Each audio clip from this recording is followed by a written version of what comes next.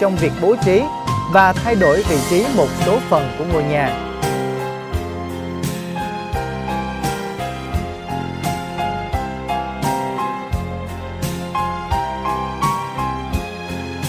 Nhà ống thường hẹp chiều ngang nên phải cắt ngang, cách ly giữa các phòng thành những cái hộp nhỏ chồng khít lên nhau trông rất đơn điệu.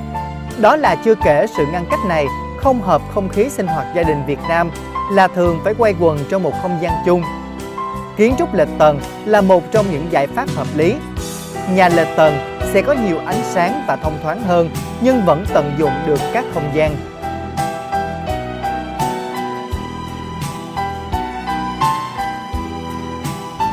Tránh thay đổi nhiều trong quá trình thiết kế. Chủ nhà tham gia vào thiết kế là đương nhiên vì phải trao đổi với kiến trúc sư về sở thích, thói quen sinh hoạt, công năng của ngôi nhà. Tuy nhiên khi đã đề đạt mong muốn với kiến trúc sư, gia chủ chắc chắn đã tính toán và suy nghĩ kỹ lưỡng để tránh sự thay đổi quá nhiều trong thiết kế, làm mất thời gian của cả hai bên. Một số chủ nhà khi có bản vẽ bắt đầu thêm bớt, thay đổi phòng, tận dụng đất vân vân, rồi tự nhốt mình vào cái hộp kín bưng. Chủ nhà đòi phải sao chép lại một mặt tiền nhà đã trông thấy mà quên đi sự kết hợp giữa bên trong và bên ngoài, dẫn đến một sự khập khiễng không đáng có. Rồi vấn đề thứ hai là cái vấn đề khi mà nãy anh có nhắc tới là cái vấn đề về hướng Đông Nam. Thì khi mà anh đã nhắc tới cái chữ hướng Đông Nam thì một là anh đang muốn nói tới vấn đề về vị trí địa lý. Anh muốn nói rằng với cái vị trí địa lý như vậy anh muốn cần một cái sự tư vấn để mà bố trí tránh nắng hướng Tây như thế nào cho căn nhà không nóng, rồi đón gió như thế nào, các cái phương thức thiết kế làm thông tầng ra sao, rồi các cái vị trí đón gió như thế nào vân vân. Và đồng thời mình nghĩ là chắc anh cũng muốn hỏi về vấn đề về phong thủy. Thì thật sự mà nói, phong thủy là một cái môn khoa học nó cũng từ lâu đời, cho nên mà hiện nay thì về tính chính xác thật sự cũng khó mà kiểm chứng được. Bởi vì cách duy nhất để kiểm chứng một cái phong thủy có đúng hay không á là phải trải qua cả một đời người, mà khi đó thì cũng không còn cơ hội để mà có thể giải thích được là nó đúng hay nó sai nữa. Thì cái vấn đề đó thì hiện nay cũng có rất nhiều cái thầy phong thủy xem hướng cho ngôi nhà, và hoặc là một số kiến trúc sư cũng có họ tự nghiên cứu và cũng phát triển những cái kỹ thuật để mà có thể nghiên cứu giúp cho chủ nhà định hướng được những cái vấn đề định vị trí trong nhà cho nó tốt. Thì cái phong thủy á, nó thuộc về yếu tố niềm tin. Thì đã là gọi là niềm tin thì nghĩa là bắt buộc mình, cho dù có chuyện gì xảy ra thì mình cũng sẽ tin về điều đó. Cho nên theo quan điểm của bên Ân khi tư vấn cho bên chủ nhà thì Ân hay khuyên là nếu anh hoặc chị có cái nhu cầu xem về phong thủy thì nên xem trước khi thiết kế nhà.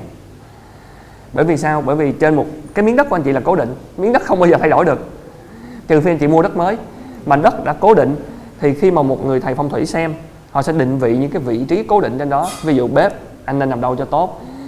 đầu giường anh nên quay về hướng nào, vân vân và vân vân. Thì về cơ bản mình cũng sẽ không dám dịch chuyển vị trí đó đi. Cho dù thí dụ trước đó mình đã thiết kế như thế nào thì chủ nhà rồi cũng nói thôi em cố gắng làm nó như vậy đi cho anh yên tâm. Anh yên tâm thì anh mới có thể sinh hoạt, cuộc sống nó tốt và làm ăn nó mới phát triển được. Tuy nhiên cho nên ông mới nói là nếu mà đằng nào anh cũng phải làm như vậy thì anh nên coi trước đi. Tại vì khi mà họ đã xem trước, họ định vị những cái vị trí đó thì khi thiết kế, kiến trúc sư sẽ cố gắng làm sao giữ những cái vị trí phong thủy đó cố định tại những vị trí đó cho chủ nhà, và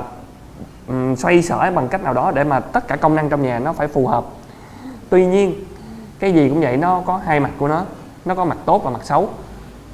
Cái mặt tốt của nó là giúp cho chủ nhà yên tâm, cảm thấy mình thoải mái để mà có thể làm những cái việc đó và cuộc sống nó được tốt hơn. Nhưng nó lại gây bất lợi ở chỗ là nó đặt ra một cái quá nhiều những cái điều kiện kiểm soát ngặt nghèo. Chỉ riêng có cái kiểm soát về bên luật xây dựng thôi cũng đã mệt cho kiến trúc sư rồi, bây giờ là thêm có một cái luật kiểm soát của bên phong thủy nữa. Mà chủ nhà thì đó không phải là một cái điều cố định, nhưng mà chủ nhà, chính cái tâm lý của chủ nhà mới là cố định. Chủ nhà muốn là nó phải như vậy đó, cho nên là nó sẽ gây ra cái vấn đề là đôi khi một số cái công năng thiết kế nó sẽ bị ảnh hưởng với cái vấn đề phong thủy, nó đối chọi với vấn đề phong thủy. Bởi vì nếu như cái bếp anh để bên đây thì đôi khi cầu thang anh phải để như thế nào đó để mà nó phù hợp, nhưng mà để như vậy thì cái cửa vào nó lại không, cửa vào phòng nó lại không đúng với cái vị trí mà thầy phong thủy định ra. Rồi thế là đâm ra lại mà lật tới lật lui thì cuối cùng nhiều khi nó cũng không giải quyết được vấn đề, rồi cuối cùng là không đi đến đâu là cả. Cho nên anh cũng hay nói là nó phải có một cái giới hạn nhất định của nó. Tức là khi anh xem phong thủy, anh xem những điểm chính và anh phải biết chấp nhận một cái sự hy sinh nho nhỏ trong vấn đề công năng. Nếu Anh muốn rằng phong thủy anh được bảo toàn tuyệt đối. Ngược lại, nếu anh muốn công năng anh tuyệt đối thì anh phải chấp nhận hy sinh một số cái điểm phong thủy nào không quan trọng. Thì theo quan điểm của bên Ân thì đối với những căn nhà phố, điểm quan trọng nhất là cái bếp, rồi thứ nhì mới là đến cái đầu giường, và cái hướng cửa, hướng cổng rồi đó thì thật ra không có cơ hội để điều chỉnh đâu, bởi vì quy hoạch nó đã như vậy. Thì cái phong thủy về cửa và cổng chỉ áp dụng dành cho biệt thự thôi, bởi vì họ có đất lớn, họ có cơ may để họ có thể dịch chuyển, xoay chuyển cái vị trí căn nhà. Còn đối với nhà phố thì nó cố định vậy rồi, cho nên là mình phải biết chấp nhận một số cái vấn đề và dung hòa những cái điều đó. Đồng thời khi thiết kế một cái ngôi nhà phố thì đã gọi là nhà phố, nghĩa là chúng ta sống trong một khu phố. Mà đã sống trong một khu phố thì chúng ta cần có cái sự hài hòa với lại những người hàng xóm của mình. Cho nên kiến trúc của ngôi nhà mình nó nên tương thích một phần nào đó với lại cảnh quan xung quanh. Nó không nhất thiết phải quá giống những ngôi nhà hàng xóm mình, vì người ta sẽ sợ rằng như vậy giống như mình đi ăn cắp ý tưởng của người khác, và người chủ nhà nào muốn mình mang tiếng bắt chước, trừ phi họ đang sống trong những cái khu quy hoạch mới, nhà liên kế nào theo quy định nhà nước là nó phải giống nhau hàng loạt. Còn đối với là những cái khu nhà phố tự xây dựng, người dân tự xây, thì người dân không muốn nhà mình giống hoàn toàn với những nhà người khác, nhưng đồng thời họ cũng không muốn quá khác biệt, bởi vì khác biệt quá thì tự nhiên ai cũng tập trung vào họ thì họ cũng thấy ngại. Cho nên đâm ra là cái vấn đề kiến trúc đó nó cần phải có cái sự tương quan. Tuy nhiên tương quan đây không có nghĩa là nó phải tương quan một cách tuyệt đối. Bởi vì sao? Bởi vì ví dụ trong những khu nhà nhỏ thì chắc chắn sẽ có một số người đầu tiên trong khu vực đó ăn nên làm ra. Vậy thì cái nhà của họ sẽ là cái nhà đầu tiên được xây mới và xây đẹp nhất trong khu. Thì họ không thể nào lấy cái cảnh quan, cái bối cảnh của những ngôi nhà cũ lụp xụp xung quanh để mà làm tiêu chuẩn để cho họ hài hòa được. Đó, cho nên là cái việc đó cần có sự cố vấn và cái sự nghiên cứu về cảnh quan địa lý, cũng như là cái sự tư vấn về thẩm mỹ thuật của bên phía người thiết kế, và cần cái sự hiểu biết và thống nhất giữa người chủ nhà và người thiết kế với nhau. Và đồng thời cái khó khăn trong vấn đề mà làm thiết kế đối với những cái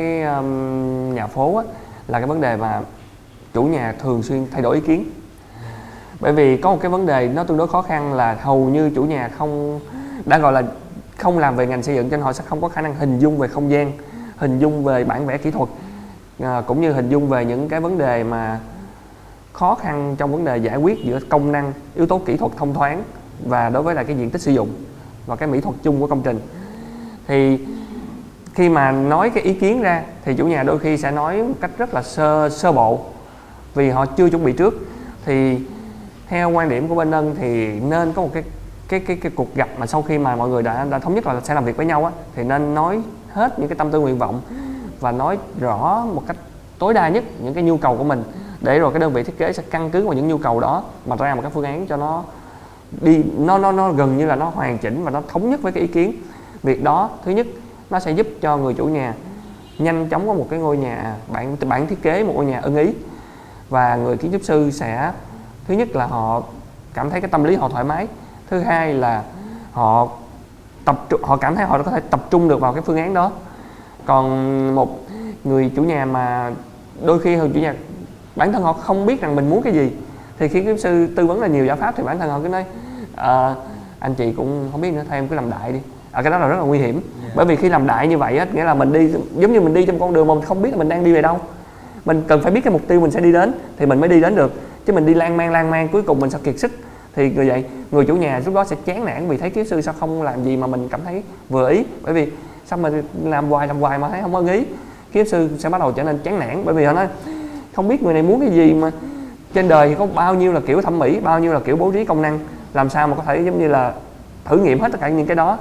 Mà quan trọng là phải làm cái gì đó nó phù hợp nhất với người chủ nhà đó. Cho nên là cái việc mà cứ điều chỉnh sửa phương án và mà lại không biết được cái mục đích của mình thì nó rất là nguy hiểm. Và thưa anh, thì đối với lại một ngôi nhà phố mà có diện tích nhỏ hẹp trên dưới 30 m², thì cái việc mà tạo dựng một cái không gian sống đẹp, hài hòa cũng như là đáp ứng đầy đủ những cái công năng sử dụng cho những thành viên trong ngôi nhà đó thì không phải là một cái vấn đề dễ dàng. Thì một trong những cái vấn đề mà ảnh hưởng khá nhiều đến cái việc tiết kiệm không gian nhưng phải đẹp, đó chính là cầu thang cho cái ngôi nhà phố, hay chúng ta vẫn thường gọi là những ngôi nhà ống rất là nhỏ. Như vậy thì anh có thể chia sẻ một số những cái nguyên tắc cũng như những cái giải pháp trong cái việc thiết kế cầu thang cho những ngôi nhà nhỏ hẹp như vậy được không ạ? Đối với lại cái bên lĩnh vực thiết kế thì cầu thang là một trong những yếu tố quan trọng nhất trong ngôi nhà, bởi vì nó là giao thông phương đứng. Giao thông phương ngang là các cái hành lang nối tiếp giữa các vị trí trong phòng, thì ngược lại giao thông phương đứng là kết nối giữa các tầng với nhau. Và hầu như đối với nhà phố thì mỗi nhà chỉ có một cầu thang, nghĩa là chỉ có một đường giao thông